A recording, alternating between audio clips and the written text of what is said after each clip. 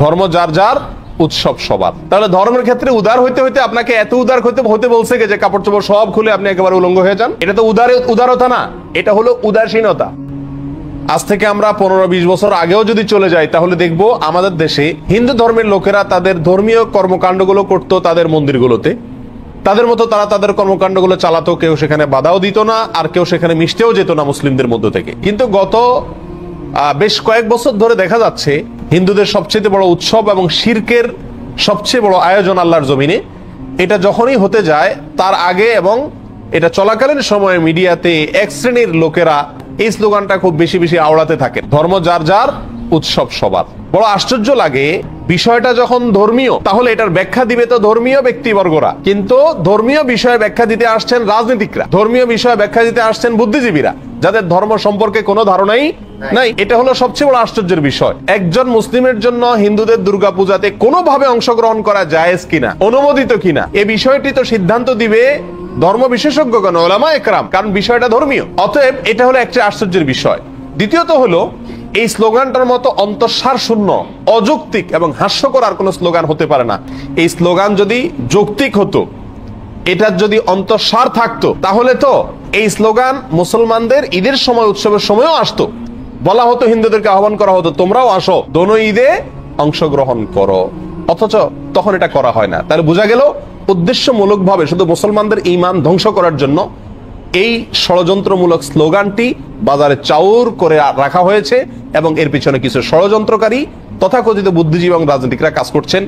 আমরা সকলেই জানি কোরবানিদের সময় পাক ভারত উপমহাদেশের মানুষ সবচেয়ে বেশি পরিমাণে কোরবানি করে গরু, যদিও গরু ছাড়া অন্যান্য পশু কোরবানি করা যেতে পারে, যেহেতু মুসলমানদের কাছে গরু খাওয়া হালাল, বিধায় গরু কোরবানি করে আমাদের দেশের মানুষ বেশিরভাগ ক্ষেত্রে। আর এই জন্য কোরবানি দিলে মানুষ বলে অনেকে বকরা ঈদ, বকরা শব্দ বাকারা আরবি, বাকারা মানে গরু, সেখান থেকে বাকরা ঈদ বলে বা বকরি ঈদ বলে। তো বাকারা বা বকরি আরবি গরু থেকে, তার মানে গরুর ঈদ, ঈদটাই হলো গরু জবাই করে গরুর গোশত খাওয়া, বিতরণ করার উৎসব। তাহলে সেই কোরবানির ঈদে যদি হিন্দু ধর্মের লোকদেরকে আহ্বান করা হয় যে তোমরা আসো গরুর গোশত খাও, তাহলে এটা তাদের জন্য অপমানকর হবে কিনা, তাদের জন্য কষ্টের হবে কিনা? কারণ তারা গরুকে পবিত্র মনে করে, গরুকে মা মনে করে, গরুকে পূজা মনে করে। সেখানে গরুর গোশত খাইতে যদি আসতে বলা হয়, তার মাবুদের, সে যাকে ইবাদত করে পূজা করে, তার গোশত খেতে তাকে যদি আহ্বান করা হয়, তাহলে এর চাইতে বড় অপমান আর কষ্টের কি হতে পারে? এই কারণেই কোন রাজনৈতিক বা তথাকথিত বুদ্ধিজীবীদের কেউই আহ্বান করে না হিন্দুদেরকে যে আসো মুসলিমদের সাথে উৎসবে সামিল হয়ে যাও, কারণ উৎসব সবার। কেন? কারণ একজনের ধর্মীয় ইবাদত, একজনের ধর্মীয় উৎসব আরেকজনের জন্য বিপরীত হতে পারে। একজন মুসলিম নগণ্য থেকে নগণ্য, সাধারণ থেকে সাধারণ মুসলিমও জানেন যে ইন্না শিরকা লাযুলমুন আযীম, নিঃসন্দেহে শিরক, নিশ্চয়ই শিরক এটা সবচেয়ে বড় অপরাধ। ইন্নাল্লাহা লা ইয়াগফিরু আন ইউশরাকা বিহি ওয়া ইয়াগফিরু মা দুনা যালিকা লিমান ইয়াশা। আল্লাহ সুবহানাহু ওয়া তাআলা তার সঙ্গে শিরক করলে এটা মাফ করেন না, আর শিরক ছাড়া অন্য যে কোনো গুনাহ আল্লাহ চাইলে যার জন্য ইচ্ছা তার জন্য কি করতে পারেন? ক্ষমা করতে পারেন। আর এই শিরকের সবচেয়ে বড় আয়োজন দুর্গাপূজা। এই দুর্গাপূজার অনুষ্ঠান ভিন্ন ধর্মের লোকেরা করছে, হিন্দুরা করছে, একজন মুসলিম হিসেবে আমি তার তাড়াতাড়ি করতে দিতে পারি এতটুকু, কিন্তু তার সে উৎসবে আমি সামিল হওয়া, যোগদান করা, কোনোভাবে অংশগ্রহণ করা একজন হিন্দুকে কোরবানির ঈদে, বকরা ঈদে গরুর গোশত খেতে আহ্বান করা বা বাধ্য করার মতোই, একই বিষয়, কোনো পার্থক্য নাই। হিন্দুদের যে ধর্মীয় অনুভূতির কথা চিন্তা করে কোরবানির ঈদে তাদেরকে গরুর গোশত খেতে আহ্বান করা হয় না, ঠিক একই চেতনা থেকে, একই চিন্তা থেকে, একই লজিক এবং যুক্তি থেকেই মুসলমানদেরকে দুর্গাপূজা বা হিন্দুদের এই সমস্ত পূজার মধ্যে সামিল হওয়ার জন্য আহ্বান করা উচিত নয়। অন্যায়, অন্যায্য, অযৌক্তিক এবং অন্তঃসার শূন্য আহ্বান এবং দাবি। সম্মানিত ভাই বন্ধুগণ, আমাদের দেশের যে রাজনৈতিক কালচার আছে আমরা সবাই এটাকে খুব ভালো করে বুঝি। সেজন্য ডক্টর খন্দকার আব্দুল্লাহ জাহাঙ্গীর রহমানুল্লাহ একটি সুন্দর উপমা দিয়েছেন। তিনি বলেছেন যে আমাদের দেশটি রাষ্ট্রীয়ভাবে, সাংবিধানিকভাবে গণতান্ত্রিক দেশ, আর গণতান্ত্রিক দেশে প্রত্যেকটি গণতান্ত্রিক দল তাদের কর্মকাণ্ড পরিচালনা করবে, রাজনৈতিক কর্মকাণ্ড তারা করবে, কেউ তাতে বাধা দিবে না, এটা তাদের সাংবিধানিক অধিকার রাষ্ট্রের। সবাই যার যারটা করতে পারবে, এর মানে এই নয় যে এক দলের লোকদেরকে অন্য দলের লোকদের রাজনৈতিক কর্মকাণ্ডে সামিল হওয়ার জন্য, যোগদান করার জন্য আহ্বান করা হবে বা বলা হবে বা নির্দেশ দেওয়া বা উৎসাহিত করা হবে। এক্সাম্পল দিলে সহজে বুঝে আসবে।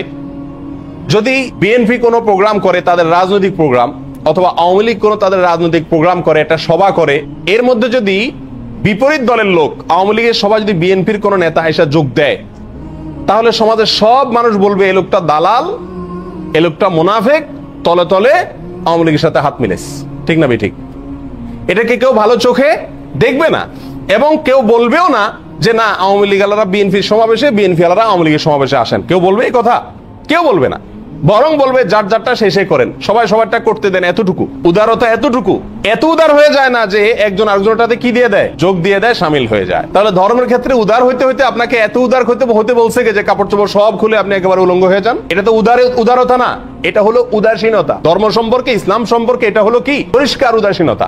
যে তার ধর্ম পালন করুক, বাধা দেওয়ার দরকার নেই।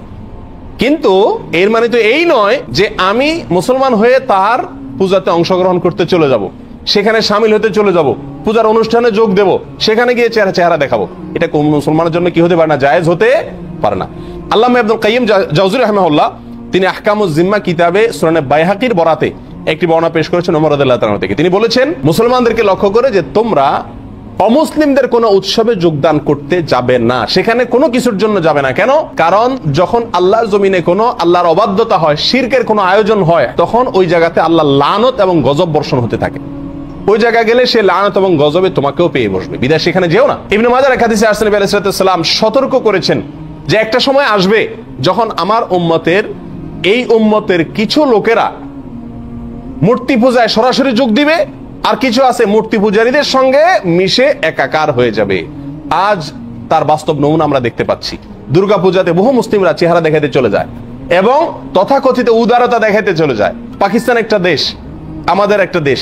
পাকিস্তান থেকে আমরা পৃথক হয়েছি। পাকিস্তান তাদের জাতীয় দিবস পালন করে, আমরা আমাদের জাতীয় দিবস পালন করি। যে তারটা করে। আমাদের দেশে পাকিস্তানের এম্বাসিতে বসেও তারা তাদের জাতীয় দিবস পালন করে, আর আমাদের এম্বাসিও পাকিস্তানের ভূখণ্ডের মধ্যে বসে আমাদের জাতীয় দিবস পালন করে। কিন্তু কখনো কি শুনেছেন যে বাংলাদেশের সরকার বা বাংলাদেশের নেতারা পাকিস্তানের জাতীয় দিবসে তাদের সাথে মিশে একাকার হয়ে গেছে, তাদেরকে উইশ করতেছে, অথবা বাংলাদেশের জাতীয় দিবসে পাকিস্তানের নেতারা যোগদান করছে, উইশ করতেছে? এরকম শুনছেন? কখনো শুনেন নাই। কেন?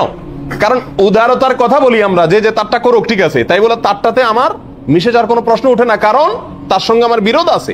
বিরোধ থাকলেও উদার থাকবো আমি, সেটা ভিন্ন বিষয়। একজন মুসলিমের সাথে শিরকের সাথে সম্পর্ক হলো সাপে নেউলে।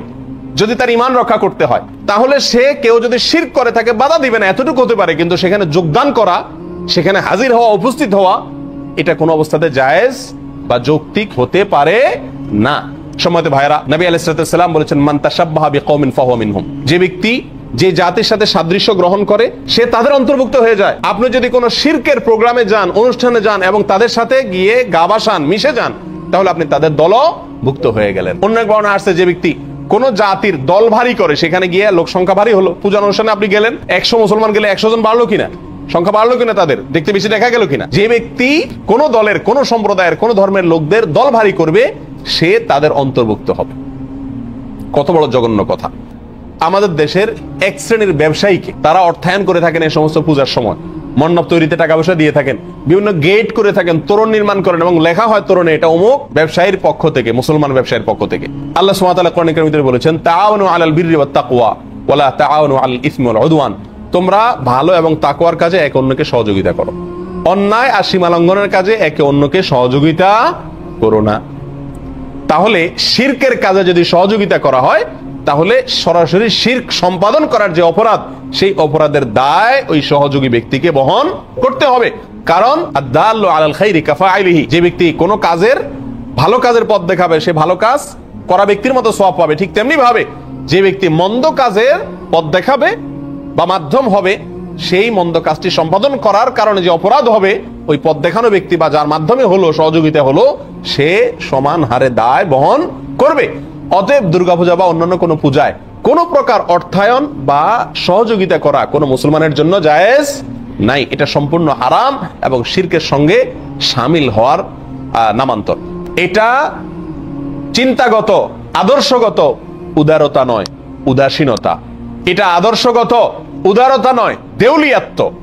এটা আদর্শগত উদারতা নয়, এটা ধর্মের ব্যাপারে মূর্খতার শামিল। আল্লাহ সুবহানাহু ওয়া তাআলা আমাদের সবাইকে বুঝার তৌফিক দান করুন।